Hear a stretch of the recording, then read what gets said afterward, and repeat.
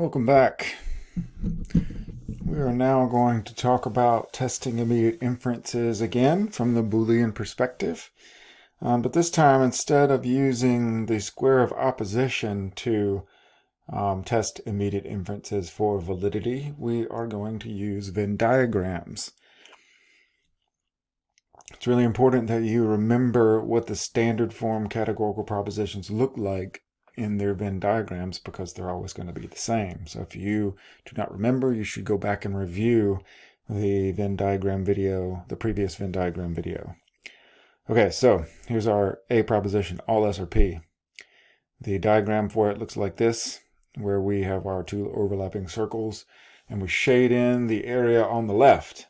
All A-style universal affirmative propositions are going to have the same Venn diagram. They're always going to have the area in the left shaded in.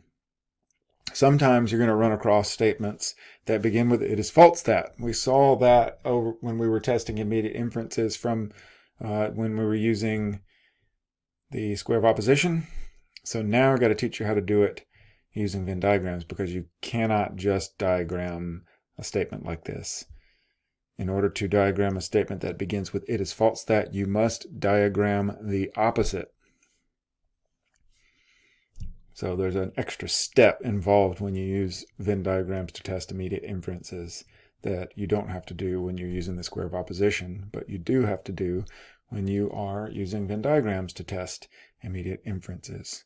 There are two methods to figure out what the opposite of your categorical proposition is, and so that you can diagram the opposite. So first you got to figure out what the opposite is, and then you got to diagram the opposite. You do not diagram the all S or P form. So in method 1, we're going to use quality and quantity in order to diagram the opposite. So if you do not remember quality or quantity, then you should go back to the previous video where we talked about quality and quantity and review. The all S or P form is the universal affirmative. So universal is the quantity, affirmative is the quality. And in order to figure out what the opposite is, once you know what the quality and quantity is, you just reverse it. There's only two. So if your quantity is universal, the opposite of that is particular. And if your quality is affirmative, the opposite of that is negative. So the opposite of a universal affirmative is particular negative, which is the sum S are not P form, or the O proposition.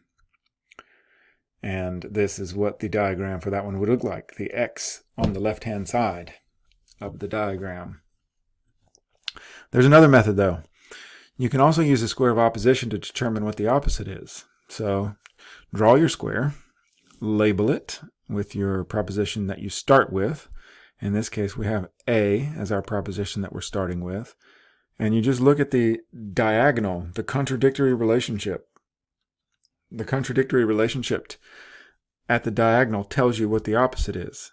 So if we start with the A proposition that's false, then we must diagram the O proposition, which we've already seen. It's above with the X in the left-hand side of our diagram. Okay, now that we've got that out of the way, we know how to diagram a statement that begins with "it is false that." We can now use Venn diagrams to test immediate inferences for validity. So this is the same argument that we had before in the previous video when we were using the square of opposition. I've just substituted the terms in the argument for letters. So these letters T and M are like variables. In this case, they stand in for trade spies and masters of bribery. So our premise is some trade spies are not masters of bribery. That is the O proposition. The O proposition always has the same diagram with the X in the left-hand side of the diagram. And our conclusion was, it is false that all trade spies are masters at bribery. Now, we just talked about how you diagram a statement that begins with "it is false that." You have to diagram the opposite. And we've already gone through the steps to figure that out, method 1 and method 2. And we know from those two methods, whoops, hang on, let me go back.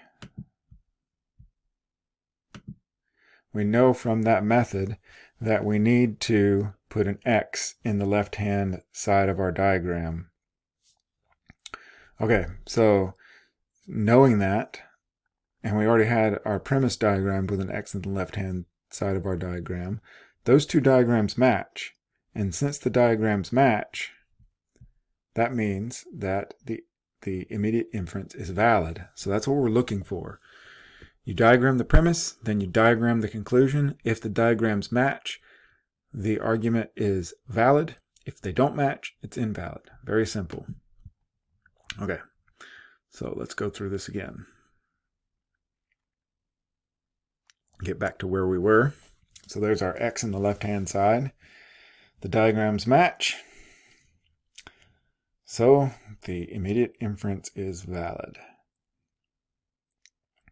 Again, it's pretty simple. Just diagram the premise, diagram the conclusion, look to see that they match. The only tricky part of this is when you have a statement that begins with is false that, and figuring out how to diagram the opposite of these. All right. Now let's go and try another one. All right, so in the previous video, we had an argument that began with it is false that all meteor showers are common spectacles. So since this begins with it is false that, we're going to have to diagram the opposite. All M or C is the A proposition, and we already saw how we were going to do that. There's two methods. It's a universal affirmative. The opposite of that is going to be particular negative. Or you can look at the diagonal in the square of opposition. Either way, we're going to have an X in the left-hand side of our diagram, because that's the O proposition's diagram. The conclusion of this argument was no meteor showers are common spectacles, or no MRC, and that is the E proposition. We always shade in the middle for E propositions. It's always going to look the same. And now notice, we've diagrammed the premise, we've diagrammed the conclusion, and the diagrams do not match. So that means that this argument is invalid. In order to be valid, the premise diagram and the conclusion diagram must match exactly, or we do not have a valid argument. And there we go. This is how you test immediate inferences using Venn diagrams.